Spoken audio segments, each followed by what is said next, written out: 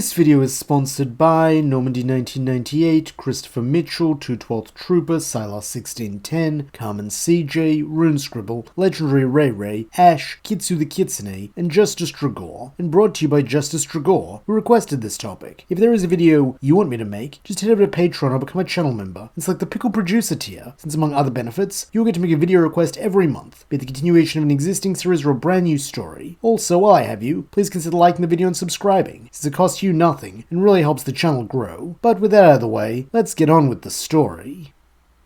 As Kakarot's grunting growls subside, Vegeta and Nappa find themselves unimpressed, as for all his big talk, the low-class fool's transformation, if it can even be called that, is little more than a slight increase in height and muscle mass, with the only point of note being that he finally stands taller than Vegeta. Hardly an impressive feat, even if it does make the prince's scowl deepen, as he scornfully asks if this is how Kakarot intends to beat him. Remaining stoic, just as Lord Cooler had taught him, the younger Saiyan retorts that Vegeta has already defeated himself. He's just here to make sure the prince gets the message. Refusing to take such insolence from low-class trash, Vegeta springs into action, intent on smearing this mouthy upstart halfway up the crater, though when he swings a punch, Kakarot is faster and stronger, grabbing his wrist with one hand, while planting the other in the shorter man's stomach with a look of firm determination. As Vegeta staggers backwards, the newcomer then explains that this is something he learned from his master, to compress his body as a means of suppressing his power, but now they have all seen him in his true form. Hardly able to believe something like this could be possible, Nappa attempts to see what the scout says about his power level, and is shocked to discover it's over 19,000! Because it is 20,000, greater even than Vegeta's. As part of his duty to the prince, Nappa attempts to inform him of this, though having suffered an even greater wound to his pride than to his stomach, Vegeta snaps at him to shut up, since his scouter must be broken. Kakarot's power level is probably 2,000, he just got lucky.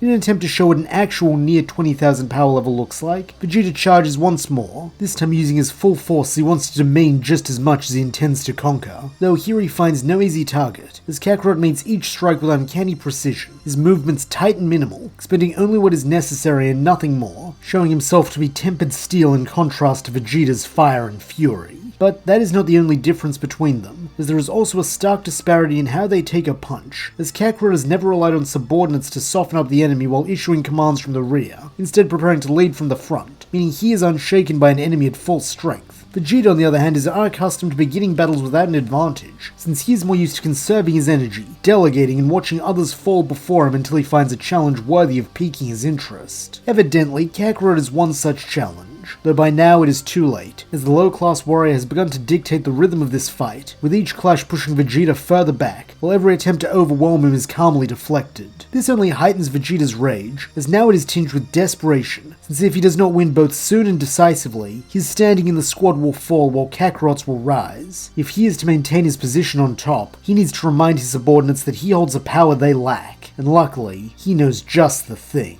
Jumping back from one of the newcomer's strikes, the prince then manifests a power ball while ordering Nappa to rouse Raditz so he won't look up at it accidentally, as the last thing he needs is that long-haired freak going feral, especially since in a moment, Kakarot will lose his mind and become easy prey, proving once and for all the difference between their classes. However, when the fake moon appears in the sky and the two combatants begin transforming with a stretching of muscle and influx of hair, Kakarot does not let out the bestial roar he had been expecting. Instead, his gaze remains steady, as unbeknownst to the prince, this is what Lord Cooler has spent years forging. Not a beast, nor a berserker, but a weapon under perfect control. In an attempt to prove this to his cocky foe, Kakarot moves with a deliberate precision that ensures every strike lands with devastating weight. In the face of this, Vegeta cannot keep up, as while he can match Kakarot's size and physical might, he lacks the other man's clarity, as in his shock and rage at this plan backfiring, his blows are wilder and less focused. Not only that, but by relying on this form, the gap in power between them grows exponentially, going from a 2,000 power level disparity to a 20,000 one. The before long, Vegeta falls. At once, Nappa and Raditz, whose eyes are already downturned, proceed to kneel before the giant Kakarot, well aware that their previous hierarchy has been completely dismantled, with their only hope being that he will show them greater mercy than he did Vegeta, who now lies broken in the dirt. Luckily for them, their new leader feels no need to gloat or punish, as his actions have spoken clearly enough. He is no longer the low-class whelp sent to die on a distant world.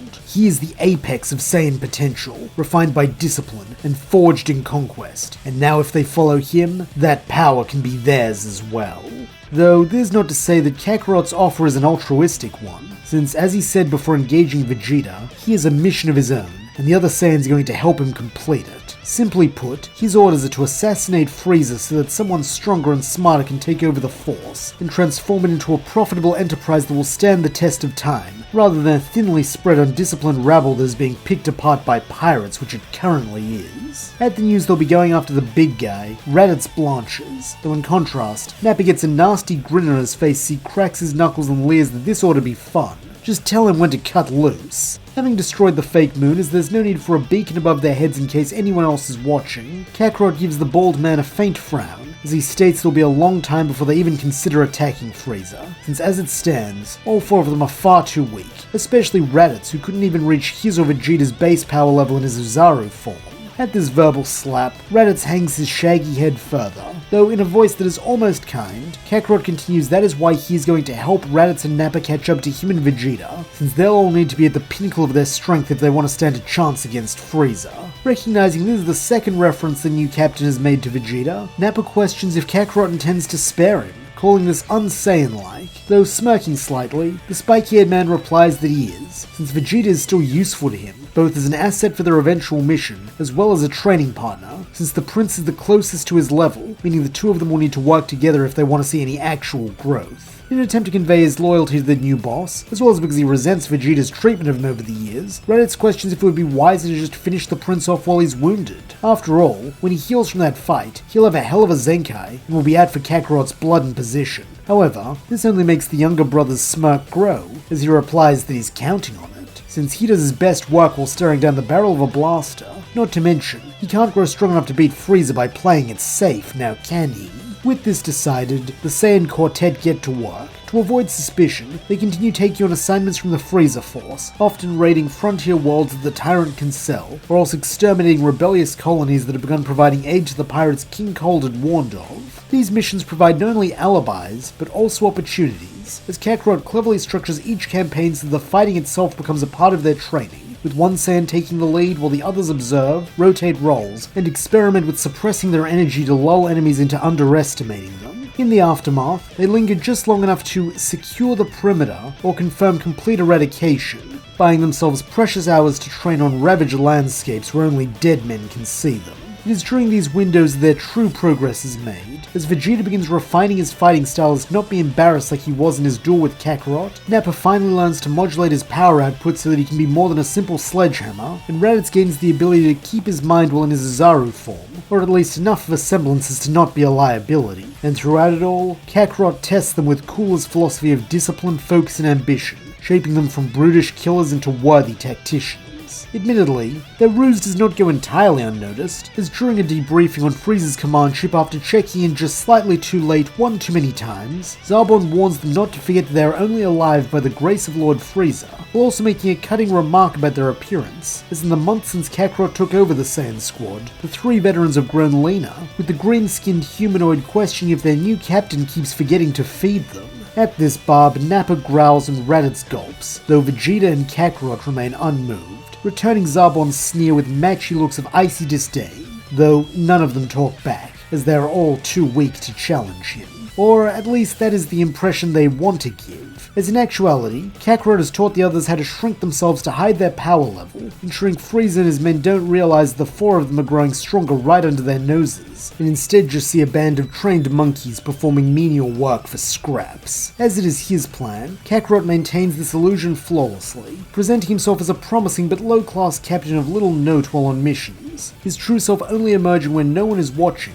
such as on the husks of dead worlds, and the seldom used training rooms of backwater Frieza bases while awaiting new orders. As for the others, Raditz thrives under this new command, as while once he was a cowardly afterthought who only played at bravado to those weaker than him, now he is a source of pride in the strength he has gained through Kakarot's admittedly ruthless training regimen. Not only that, but the more time he spends with his brother, the more he sees glimmers of their father in the way Kakarot carries himself, both on the battlefield and off it, with a deliberateness and an innate understanding that it is his place to lead that the long-haired Saiyan cannot help but be inspired to try and rise to his level, so that one day they might stand shoulder to shoulder as siblings should. Nappa for his part adjusts in a more physical than philosophical way. Used to barking orders and smashing obstacles, he initially resents being told what to do by someone he wants her as a low-class runt, but as Kakarot's methods begin yielding undeniable results such as cleaner techniques, faster reflexes, and overall refinement of his battle style, Nappa accepts his place with the soldier's pragmatism. While he doesn't admire the young captain the way Raditz has begun to, nor does he loathe him like Vegeta does, he has to respect the clarity of purpose and the raw results, since for the first time in years, he feels himself improving, and that's enough. And finally, there is Vegeta, whose anger at being stripped of his command pushes him to new heights just as Kakarot had said it would. Though, surprisingly, this is a blessing in disguise for the prince, as now that he is no longer burdened with the need to manage fools, he's able to focus inward and break his limits which had seemingly begun to plateau before the arrival of the low-class upstart. As a result, while he still scoffs and scowls at Kakarot's commands, he is smart enough to recognize the harsh truth that he is finally evolving, and not in spite of Kakarot's rule, but because of it. Even so, he makes no secret of his long-term intentions, as one day he will reassert his right to rule as the Prince of all Saiyans. Though, when he does make Kakarot kneel, it will not be through treachery, but by defeating him in combat just as the other man did to him. And until that day comes, he will play the role of second in command to the best of his abilities, wearing the rank like a collar of iron, whose chafing is an uncomfortable reminder of all he has lost. But at least for now, it is an endurable one. And so it is that each Saiyan grows differently, yet all feel the results, as Kakarot's unsuppressed power now clocks in at 130,000, while Vegeta is close behind at 120,000. His rise steady and furious. Nappa and Raditz, once burdens, now sit at 85,000 and 80,000 respectively, their gains being exponential compared to when they started. When coupled with the 10 times multiplier of Great Ape, the Saiyans are confident they're ready to take on Frieza at last, since even Raditz in his Ozaru form is stronger than Frieza's 530,000 power level. And even if he has other forms like Cooler, they doubt there'll be a threat for Kakarot and Vegeta, both of whom have crossed the million power level threshold when transformed. To this end, Kakarot gives the long overdue order for his squad to begin their final mission, as after wiping out the population of a world the pirates had stolen from Frieza, they send back a fake SOS, claiming to have run afoul of the pirate leader, whose strength is so immense that only Lord Frieza himself will be able to defeat them. While Frieza cares nothing for the fate of his monkeys and would happily let them die, the opportunity to eliminate one of the ruffians harassing his borders, not to mention earn back some of Father's favour, since he's addressing a threat while Cooler has been idle like usual, is too juicy to pass up, so the Emperor gleefully has his command ship set a course for the world, blissfully ignorant of the fact that he is walking into a trap. Though, he is not unaware for long, as no sooner has his ship crested the atmosphere than a mouth blast from Great Ape Nappa cleaves it in half, killing all but Frieza himself and the quickest and strongest of his men, such as Zarbon and Dodoria. And even they do not last much longer, as demonstrating his mastery of Ozaru by pulling off an attack that requires finesse and subtlety, Raditz emerges from the cloud cover a second later to snap his jaws around Dodoria, turning him into a mist of viscera. In a similarly brutal fashion, Great Ape Vegeta appears soon after, and while Zarbon attempts to take him on in his monster form, the prince promptly proves who the real monster is, as he crushes the pretty boy into pulp between his fingers. This leaves Frieza all alone, and as they had planned, this is when Kakarot strikes, bursting into view above the tyrant and slamming a hammer blow into his head that sends him crashing down to the planetary surface below, all the while leaving a trail of blood only King Cold had previously managed to tear from him. Descending with similar sinister smirks on their simian lips, Kakarot, Vegeta, and Raditz join Nappa as they converge on Frieza, readying their joint kill shot, having agreed that it's only fitting that the combined might of the Saiyan race is what kills him. However, it seems the Emperor has other ideas, as before the Rebel Quartet can end things, they are blown back by the sheer force of Frieza's aura as he transforms into his second form. In a voice of purest hate, the tyrant growls that he's never been forced to use this form in battle before, so the filthy monkey should feel honored in the brief moments they have left before they die. Letting out a bellow that it'll be Frieza who dies here, Nappa launches himself forward in his Ozaru form, copying Kakarot, as unlike the smaller Saiyan, his raw muscle will be enough to finally splatter the tyrant like a bug. Or at least, that is what the bruiser thinks, as when he swings his interlocking fist down in a hammer blow, Frieza catches it with one hand as a thin smile crosses his face. Then, with a sudden jerk, the iceling twists the Great Ape's wrist until it snaps with a sickening crunch, causing Nappa to howl out in pain. This undeniable proof of anguish is exactly what the tyrant had been waiting for, as he feeds on it, gaining sadistic strength which allows him to drive his free hand into the beast's gut while energy crackles around it. This is followed a second later by a piercing flash as the beam erupts from Nappa's back, exiting in a fountain of blood and smoke. Then, as if in slow motion, the ape stumbles and falls face first into the dirt, his body twitching only briefly before it lies still. Screaming with rage as he had actually come to consider the bald Saiyan a comrade, Raditz lunges, his simian snout alight with primal energy. However, his mouth blast never lands, as vanishing in a blur, Frieza reappears above the long-haired lout's head, only to slam both feet down onto his skull. Due to being both bigger and stronger than his first form, this impact is enough to leave Raditz reeling, with this giving Frieza just the opening he needs to fire a concentrated blast through his left shoulder, ripping away fur and flesh alike. Luckily, before the monster can steady his aim and hit the heart like he'd been trying to, Kakarot barrels into him with enough force to send him crashing through a mountain. Though even this is not enough to down second stage Frieza, even if he is now adorned with several new scuffs and scratches, while a thin trickle of blood runs down his cheek. Even still, the fact this monkey actually managed to hurt him is enough to render the Emperor livid, as he next attempts to gore the giant ape with his horns, only for Vegeta to step in, growling that he won't let Kakarot show him up, as Frieza is his to kill. Gruffly, the Saiyan leader replies that he doesn't care which one of them does it so long as Frieza ends up dead, before moving in to flank Vegeta, so that the tyrant is forced to contend with a flurry of fists from two fronts, with his combined effort being enough to overwhelm him, so that soon he is sent flying once again. Like last time he was put in this predicament, Frieza's solution is to transform, this time into something truly hideous, though with the power and speed to put these monkeys in their place. Seeing this, Vegeta tries to disengage, but Frieza is already behind him, a barrage death beam bursting from his finger as he cackles maniacally at the prince's vain attempts to escape him. Like with Raditz, these blasts cleave away flesh and fur easily,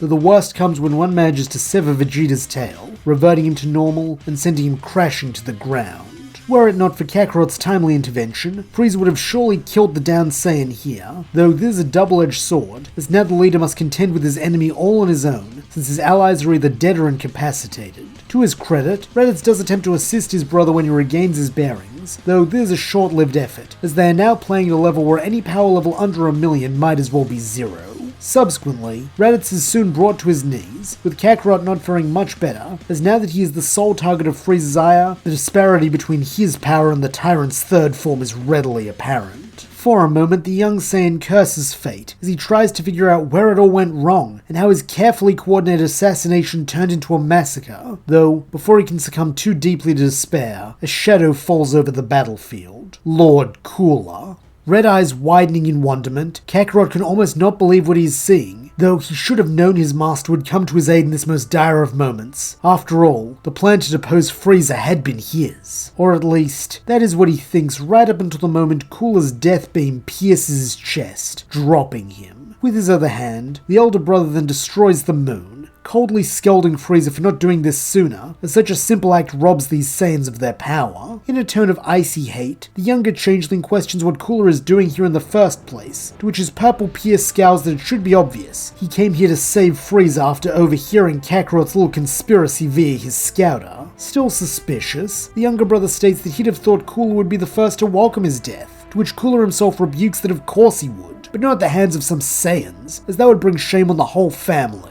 No, he's here to clean up his own mess, just as he's told Frieza to do countless times before. As he says this, the elder Iceling lowers himself to the ground, before bending down to pull the wounded Kakarot up by his armor, so that soon they are face to face. In a weak voice, the Saiyan attempts to ask his master why, though there is little time for this, as with a flick of his wrist, Cooler flings Kakarot high into the air. Then, bringing up his other hand, he fires a death beam barrage much like his brother's, so the Saiyan's limp body is sent soaring into the atmosphere, before flying out into the vacuum of space, as the last gasp of life begins to leave it. At the sight of their leader and greatest chance for victory dead, the last glimmers of hope leave Raditz and Vegeta, as both are smart enough to know that even combined they lack the strength to beat Frieza, let alone him and his brother now that they're working in tandem. In a sardonic tone almost like mock pity, Cooler suggests they should put these monkeys out of their misery, and cackling that he knows just the way to do it, Frieza manifests a death ball which he hurls down at the pair, consuming them and the planet below, so that in a flash of light, the Saiyan race goes extinct. Or at least that is what Frieza believes, as deep in the void of space, Kakarot's body is brought aboard Cooler's hidden ship, just as it was when he was an infant. There it lies dormant, being kept alive by the best healing pods money can buy, while healers from across Cooler's expanded territory work to reverse the damage through a mix of medical science and cybernetics. Finally, after a year and a half of tireless effort, Kakarot opens his eyes, though to him, only moments have passed, so that when he sees Cooler surveying him from behind the glass, his initial reaction is anger, with the flaring of his aura being enough to shatter the tank and send glass and fluid rushing over the floor. Having expected nothing less, though he knows in his injured state he poses no threat, the Cooler Force commander states that Kakarot has no cause for alarm, as it was he who saved him. Furiously, the Saiyan bellows that it was Cooler who killed him, though with a slight scowl, the Iceling retorts that it was a ruse to prevent Frieza from actually ending his life prematurely. Now, if you will calm down long enough to listen, they can debrief. For a moment, Kakarot can barely believe what he is hearing. Both this was part of some grand scheme, and that Cooler wants to debrief as though this were just any other mission. However, having been raised since birth to understand the importance of loyalty, he bows his head in compliance, with this earning a small nod of praise from the tyrant, who smirks that this is good, since they have much to discuss as they move into the next stage of his master plan. And that's where we'll leave things for now. Thank you so much for listening. I hope you enjoyed it, and if you did, please don't forget to like, subscribe, and leave your thoughts, suggestions, or screams of rage in the comments below.